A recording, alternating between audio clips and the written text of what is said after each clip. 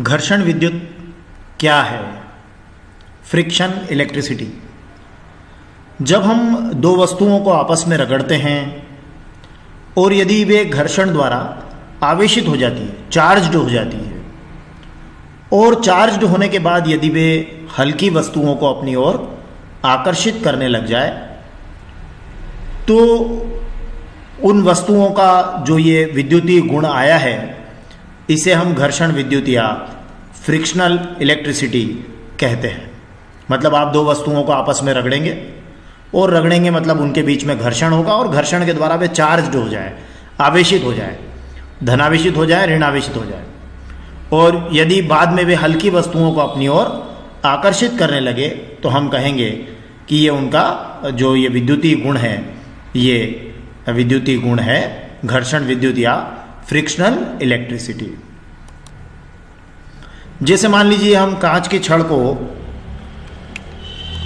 रेशम के, ये ग्लास रॉड है और इसे हम रेशम के टुकड़े से रगड़ते हैं, तो कांच की छड़ है और उसे हम रेशम के टुकड़े से रगड़ते हैं, तो इस कांच की छड़ से क्या होता है कि कुछ इलेक्ट्रॉन जो है वो रेशम के टुकड़े या उसके कपड़े में चले जाते हैं। तो कांच की छड़ से इलेक्ट्रॉन चले जाते हैं, तो कांच की छड़ हो जाती है धनावेशित, पॉजिटिवली चार्ज, और रेशम के कपड़े में इलेक्ट्रॉन आते हैं, तो वो रेशम का कपड़ा जो है वो हो जाता है नेगेटिवली चार्ज या ऋणावेशित। मतलब जिसने इलेक्ट्रॉन खोया है वो धनावेशित हो जाएगा, और जिसने इलेक्ट्रॉन पाया है, गेन किया है, वो नेगेटिवली चार्ज्ड हो जाएगा। अब ये आवेश आते कहां से हैं? जैसे मान लीजिए परमाणु है, तो हम जानते हैं कि परमाणुओं के अंदर सामान्य रूप से परमाणु विद्युतीय उदासीन होता है, क्योंकि उसमें इलेक्ट्रॉन और प्रोटॉन की संख्या आपस में क्या होती है? बराबर होती है। लेकिन अगर किसी प्रकार उसमें इलेक्ट्रॉन की संख्या प्रोटॉन की संख्या से बढ़ जाए, तो हम उसे ऋणावेशित कहते हैं। और यदि किसी तरीके से इलेक्ट्रॉन की संख्या प्रोटॉन की संख्या से कम रह जाए, तो हम उसे धनावेशित कहते हैं। मतलब नॉर्मली जो है वो हमारा जो एटम होता है वो विद्युतीय रूप से उदासीन होता है। मतलब जितने उसमें इलेक्ट्रॉन्स होते हैं उतने ही उसमें धनायन या प्रोटॉन्स होते हैं। तो फिर ये घर्षण विद्युत का कारण क्या है? जैसे मान लीजिए हमने एक गुब्बारा लिया और ये यहां एक ऊनी कपड़े का टुकड़ा है, ठीक है? तो एक गुब्बारा है और एक ऊनी कपड़े का टुकड़ा है। अब हमने क्या किया कि इस गुब्बारे को ऊनी कपड़े से हमने रगड़ा, ठीक है? तो जब हमने गुब्बारे को इस ऊनी कपड़े से रगड़ा, तो क्या हुआ? देखिए, सभी वस्तुओं में क्या होता है कि जनरली समान संख्या में इलेक्ट्रॉन और प्रोटॉन होते हैं। जैसा कि हमने अभी देखा था कि इलेक्ट्रॉन की संख्या और प्रोटॉन की संख्या बराबर होती है। तो जनरली सभी वस्तुओं में इलेक्ट्रॉन्स और प्रोटॉन की संख्या समान होती है। तो जब आप इन वस्तुओं को आपस में रगड़ते हैं, जैसे कि आपने यहाँ गुब्बारे और ऊनी कपड़े को आपस में रगड़ा, तो क्या होता है कि एक वस्तु से, जो एक वस्तु है, मान लीजिए सपोज ये ऊनी कपड़ा है, तो एक वस्तु से क्या होता है कि इलेक्ट्रॉन निकलते हैं और दूसरी वस्तु में चले जाते हैं। तो एक वस्तु से इलेक्ट्रॉन निकलते हैं और दूसरी वस्तु में इलेक्ट्रॉन जाते हैं, तो क्या होता है कि जिस वस्तु से इलेक्ट्रॉन निकलते हैं वो वस्तु तो हो जाती है धनावेशित, ये इससे इलेक्ट्रॉन निकले तो ये ऊन जो हो गया धनावेशित, और ये गुब्बारे में इलेक्ट्रॉन गए तो गुब्बारा हो गया ऋणावेशित। तो ऊनी कपड़े से गुब्बारे में इलेक्ट्रॉन गए और उससे क्या हुआ? ऊनी कपड़ा हो गया धनावेशित और गुब्बारा हो गया ऋणावेशित, जो जल्दी इलेक्ट्रॉन्स को दे देगा और वो धनावेशित हो जाएगा, और जो दूसरा वाला है वो इलेक्ट्रॉन्स को ले लेगा तो वो ऋणावेशित हो जाएगा। तो इस तरह से एक एग्जांपल और ले लेते हैं। चलिए मान लीजिए हम कंघे से बालों को कंघी करते हैं, तो हमने कंघे से जब हम बालों को कंघी करते हैं तो क्या होता है? होता यह है कि जो बाल होते हैं उनसे इलेक्ट्रॉन्स जो है वो कंघी में चले जाते हैं। तो जैसे सपोज ये बाल है, तो इससे इलेक्ट्रॉन इस कंघी में चला गया, तो बालों से जब इलेक्ट्रॉन कंघी में चले जाते हैं, तो बाल से तो इलेक्ट्रॉन गए हैं, तो बाल हो जाएगा धनावेशित और कंघी हो जाएगी ऋणावेशित। तो ये बालों पर धनावेश एकत्र हो जाते हैं और कंघी पर आ जाता है ऋणावेश। तो इस तरह से ये घर्षण के द्वारा हमने इनको विद्युतीय रूप से ये चार्ज दिया, आवेशित कर दिया है। और आगे बढ़ते हैं। क्या हम ये देख रहे हैं कि जब हमने इनको विद्युतीय रूप से आवेशित कर दिया है तो क्या हो रहा है कि जो आवेश संरक्षण का नियम है वो तो ये कहता है कि किसी भी आइसोलेटेड सिस्टम का कुल आवेश संरक्षित रहता है, पृथक्कृत निकाय का कुल आवेश संरक्षित रहता है। तो आपने क्या किया, कंघे को किससे रगड़ा था, बालों से रगड़ा, तो कंघे में क्या आया, ऋणावेश, बालों में क्या आया, धनावेश। क्यों? क्योंकि बालों से होकर इलेक्ट्रॉन कहाँ गए, कंघे में गए। तो बालों से इलेक्ट्रॉन जब कंघे में गए तो ये देखिए बालों से, ये बाल है, इससे इलेक्ट्रॉन कंघे में गए तो फिर बाल हो गए धनावेशित और कंघा हो गया ऋणावेशित। तो फिर ये कुल आवेश संरक्षित कैसे रहा, चलिए इसको भी समझ लेते हैं। देखिए ये दोनों जो कंघा और बाल है, ये बाल और कंघे ने मिलकर एक निकाय बना लिया है।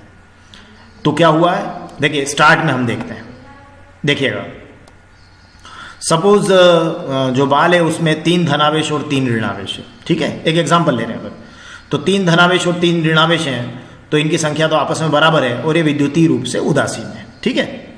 चलिए ठीक वैसे ही हम ऐसा कर लेते हैं कि हम कंघे में भी ले लेते हैं 3 धनावेश और 3 ऋणावेश और हम कहते हैं ये भी विद्युतीय रूप से क्या है, उदासीन है। क्लियर, इसमें भी 3 धन 3 ऋण विद्युतीय उदासीन, इसमें भी 3 धन 3 ऋण विद्युतीय उदासीन। अब आपने क्या किया, कंघे को बालों में घुमाया। अब जैसे ही आपने कंघे को बालों में घुमाया तो बालों से क्या हुआ कि जो 2 इलेक्ट्रॉन है, बालों से क्या हुआ, 2 इलेक्ट्रॉन निकले, ठीक है, बालों से 2 इलेक्ट्रॉन निकले और वे कंघे में चले गए। तो अब देखिए क्या होगा, देखिए बालों से 2 इलेक्ट्रॉन निकले तो 2 इलेक्ट्रॉन कम हो गए, देखिए तो अभी हो गया 3 - 1 = +2, तो इस पर नेट चार्ज हो गया +2 धनावेश, धन 2 धनावेश, ठीक है। अब ये 2 इलेक्ट्रॉन किस में गए, कंघी में गए। तो कंघी में पहले क्या था 3 - 3, अब ये हो गया देखिए -3 में -2 और आया तो ये होगा -5, तो ये हो गया 3 - 5। तो कंघी में देखिए 3 - 5 = -2, तो कंघी में नेट चार्ज क्या हुआ, ऋण 2 है ना, 2 ऋणावेश नेट चार्ज हुआ और बालों में 2 धनावेश नेट चार्ज है। अभी देखिए +2 और -2 ये फिर हो गया 0। मतलब क्या हुआ कि जितने यहां पर इलेक्ट्रॉनों की कमी हुई है, 2 इलेक्ट्रॉनों की कमी हुई तो उतनी ही यहाँ 2 इलेक्ट्रॉनों की वृद्धि हुई और इस निकाय का जो कुल आवेश है वो संरक्षित है, तो वो बदला नहीं है, मतलब वो संरक्षित है। और ये निकाय को हम पूरा, क्योंकि कंघा और बाल दोनों मिलकर निकाय बनाएंगे, इसलिए कंफ्यूजन वाली बात इसमें हमें नहीं रहना चाहिए, ठीक है। यहाँ जितने इलेक्ट्रॉनों की कमी होगी वहां उतने इलेक्ट्रॉनों की अधिकता हो जाएगी। तो दोनों मिलकर अगर एक निकाय बनाते हैं तो उसका कुल आवेश हमेशा क्या रहेगा, संरक्षित रहेगा। चलिए आगे देखते हैं,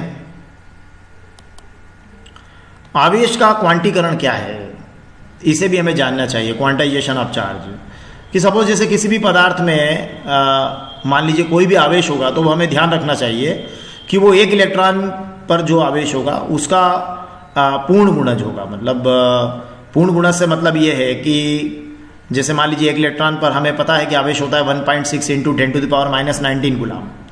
तो किसी भी पदार्थ पर 1 इलेक्ट्रॉन हो सकता है, 2 इलेक्ट्रॉन हो सकते हैं, 3 इलेक्ट्रॉन हो सकते हैं, 1 इलेक्ट्रॉन की कमी हो सकती है, 2 इलेक्ट्रॉन की कमी हो सकती है, 3 इलेक्ट्रॉन की कमी हो सकती है।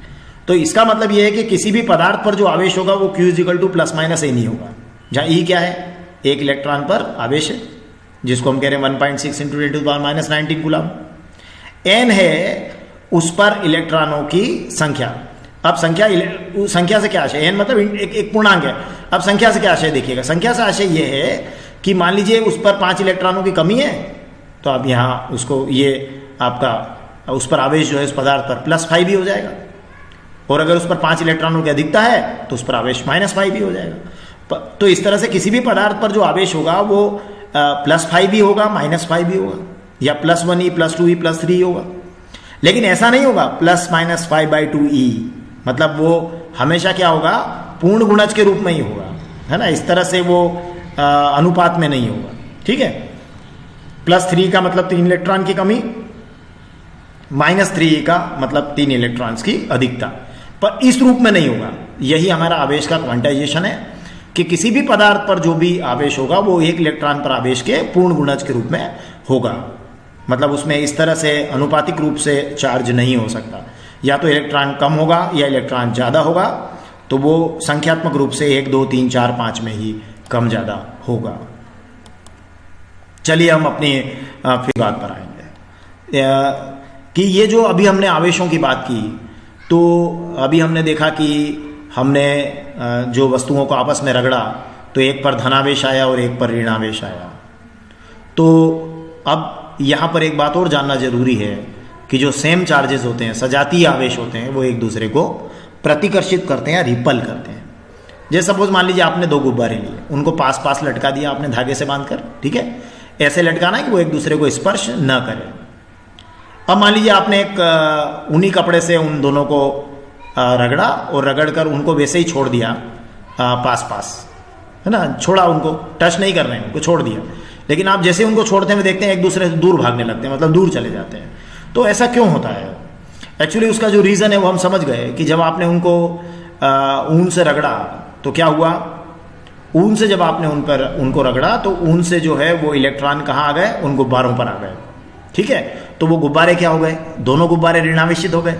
अब उन पर दोनों पर एक जैसा आवेश हो गया तो वे एक दूसरे को क्या करने लगे, प्रतिकर्षित करने लगे। तो इस तरह से हम सजातीय आवेशों में प्रतिकर्षण को दर्शा सकते हैं। आसान प्रयोग आप करके देख लीजिएगा, इसको बहुत ईजी है, ठीक है। अब देखिए यहाँ धन और ऋण एक दूसरे को क्या करेंगे, प्रतिकर्षित करेंगे।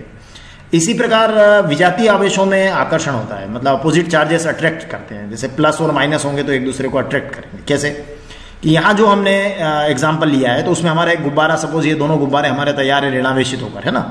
अब आप एक काम कीजिए, एक कांच की छड़ को रेशम के टुकड़े से रगड़ लीजिए, ठीक है।